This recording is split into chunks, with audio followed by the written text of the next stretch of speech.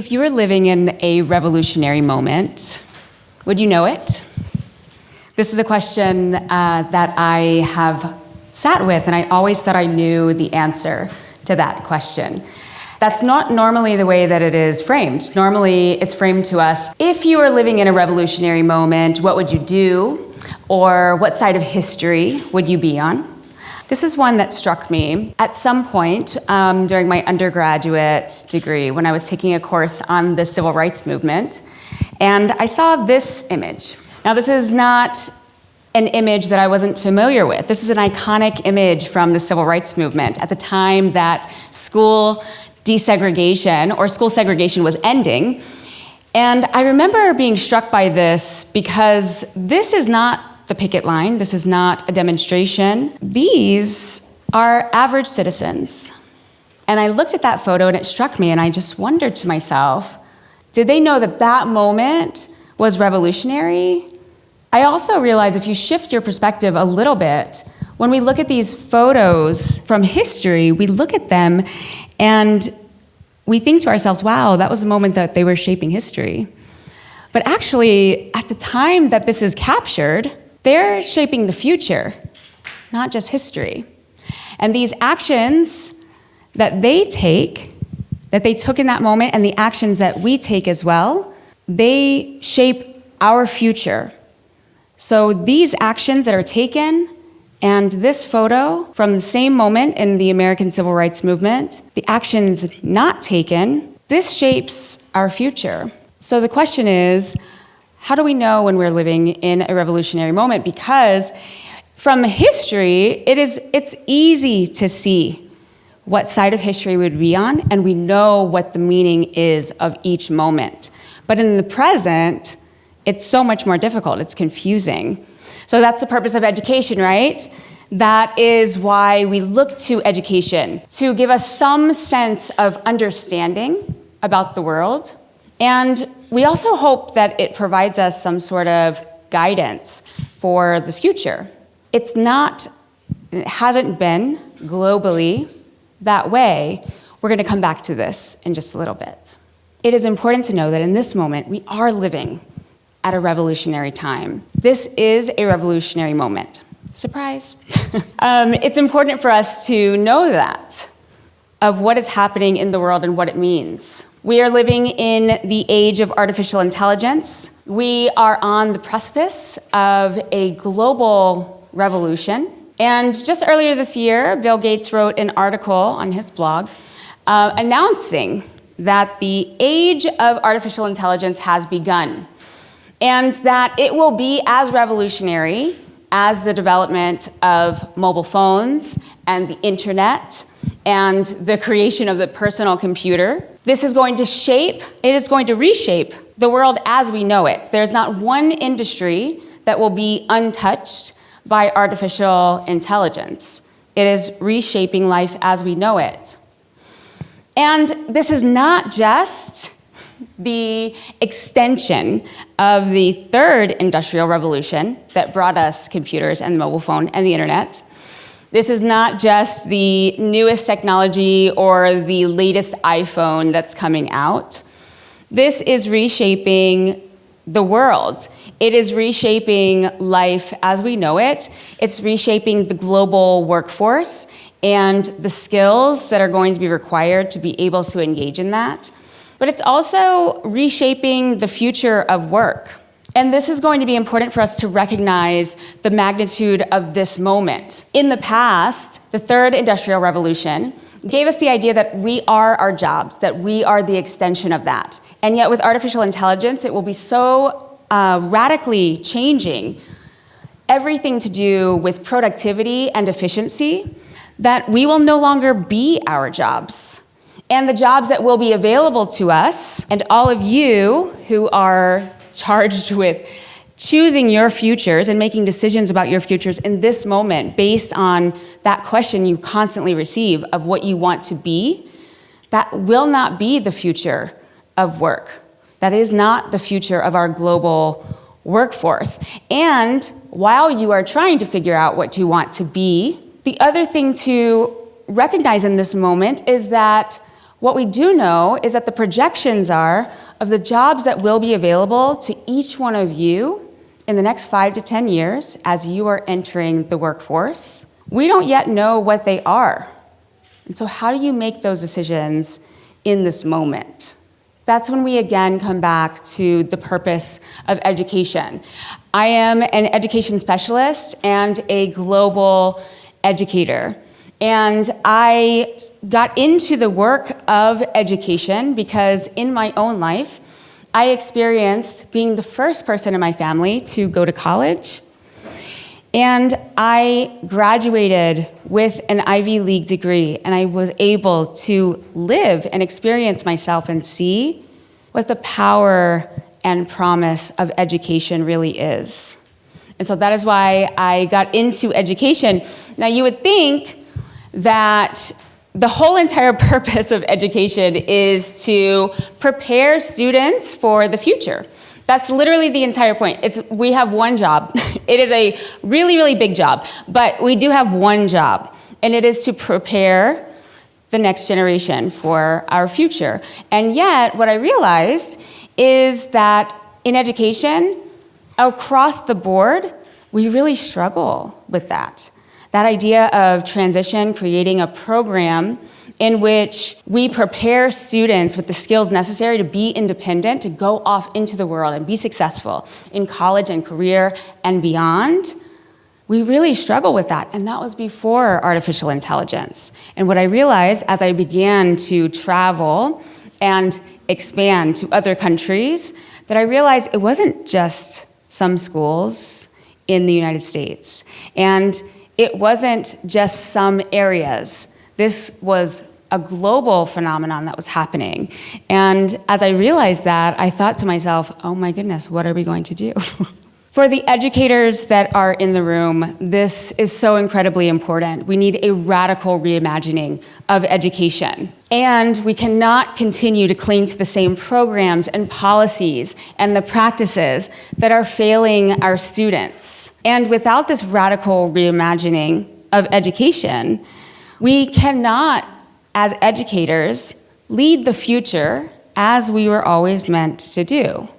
And so that's really important. However, I am here in front of you, in front of students, and I have traveled from halfway across the world to stand in front of you. And why? You all are at this critical moment in your lives in which you are asked to do the impossible. You have to select or make a lot of choices, select colleges, select a career path, and if you do not have this information or know what to do with it, how can you make an informed decision? And the other aspect of this is that the skills that will be necessary for you to find success are going to be radically changed. It is not the same skill set that we are preparing students for today. And so how do you do that? You are living and learning in this moment that is revolutionary, and you're being launched into the future. And you deserve to be able to make informed choices about this. Malcolm X, who was also a civil rights leader in the United States, said that the future belongs to those who prepare for it today. And so I am here to tell you right now how you can prepare for your future, regardless of the preparation that you received, whether you received what you needed or not. It is going to require new skill sets and mindsets to be able to be successful. And that is something that you can give to yourself. And so I'm going to go through exactly what you can do right now to prepare for the future that we have ahead of us. The first thing is that there is a lot of uncertainty and fear. This is a moment of great uncertainty. It is true. And if you listen to the media, there's a lot of fear around this. However, in the moments where there's so much uncertainty, that also is a moment of unprecedented opportunity for those that are ready. And fear, if you lean into that or allow yourself to make fear-based decisions, it does not serve you. It stifles creativity. You will not be able to make actual choices from a place in which you are able to tap into your creative problem solving and really be able to see the opportunities around you. And so it's going to be important that you embrace this moment of uncertainty. The other thing is that there are lenses, there are perspectives that are out there that can provide us some context and some perspective about how to make the choices for the future. Find the futurists, seek them out, follow them, and allow them to inform your choices in the future. One of those futurists that is really wonderful and provides some context about how to shift our perspective for the future is Sinead Bovell, who is actually a model, a futurist, and a UN speaker, who suggests that for us to change the future and prepare for the future, we need to change our mindsets. And the way that we do that is we can shift the questions. We cannot use the same framework from the present to think about the future. And so that question that we constantly ask students and that you ask yourself, what do you want to be when you grow up? We have to change that question. It no longer applies. And instead, we need to ask, what problems do you want to solve in the world?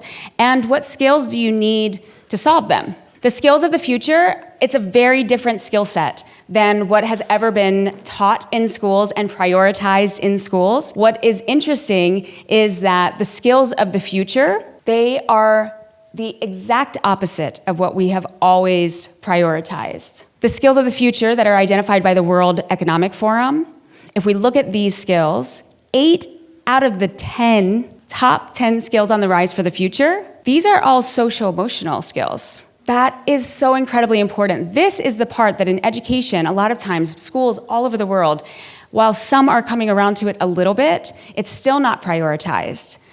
It is not on the same level as academic outcomes, for instance, and yet these are the skills of the future.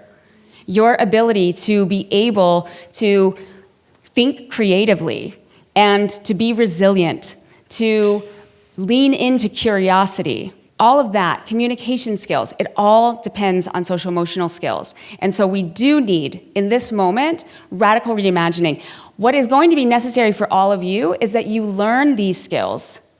You may not have gotten these in high school. And you most certainly are not generally going to be taught these explicitly in college, as that is all but ignored. However, these are the skills that are going to be extraordinarily necessary for your success. So reach out, tap into the resources that you have available to you and to all of us that are at your fingertips so that you can build those skills. A couple of these that are especially important. Resilience. I've worked in education for over 10 years, and part of that has required me to analyze psychological evaluations of students. And that includes IQ scores and measures of social-emotional development. What I can tell you is that IQ does not make you a better student, and it will not set you up for more success. What makes a difference, and what I have personally seen, is the students that are good students that have the most success are the students that are resilient, that have a growth mindset, and that they are able to grow and allow themselves to learn. The other thing is connection. Connection is incredibly important. It is what we are all seeking, but it requires vulnerability that's really difficult. And we are currently living in an age in which Gen Z, you are one of the most socially minded, politically active generations that have existed. You embrace difference and celebrate diversity. And yet when it comes to being yourself and being seen, what happens? This is a generation that has higher anxiety rates, depression rates, rates of self-harm and suicide, especially among girls. What is required to be able to connect with people, to connect with others, requires a connection to self. And that is really difficult when we are living in this age of perfection. We must unlearn and resist perfectionism. It is rampant in our culture. And in order to be able to tap into those skills, all of those social emotional skills, it is going to require that we let go of that perfectionism, that we unlearn it, and that we're intentional about it. these social emotional skills, what's important about this moment is that that's actually how we tap into our humanity. And this is not only a radical change for your future, right? And the type of fulfilling, purposeful life that it can allow you, but this is actually a revolutionary moment, because if you look into the world and we see the tragedy that exists, tapping into our humanity is really what we've needed all along. Have the courage to be vulnerable and imperfect. It is in our imperfections that we actually find our light and what makes us special. And what happens is we hide all of that, and we kind of tuck that down into these dark spaces of these things that we don't want to admit about ourselves, and we don't want anyone to see us. But in those dark spaces, where we hide all of that, is actually where we find our light. And the world needs your light more now than ever. What's very important to recognize is that so many students feel that if they can just achieve this one thing, if they can just choose the right path for the future, the right college, the right career path, etc., that you will suddenly see the light at the end of the tunnel, and that will allow you to have the rest of the path lit for you, and that you will suddenly find your purpose. But that's not the way that it works. And I need you all to know that there is no light at the end of the tunnel. You are the light. You must find that in yourself, and then you will never be lost in the dark again. Your future is depending on it. Our future is depending on that. And I'm going to leave you now with a message that I have left students for the past several years. If there is hope for a better future, you are it. So go and be brave. Shine your light, and let's go change the world. Thank you.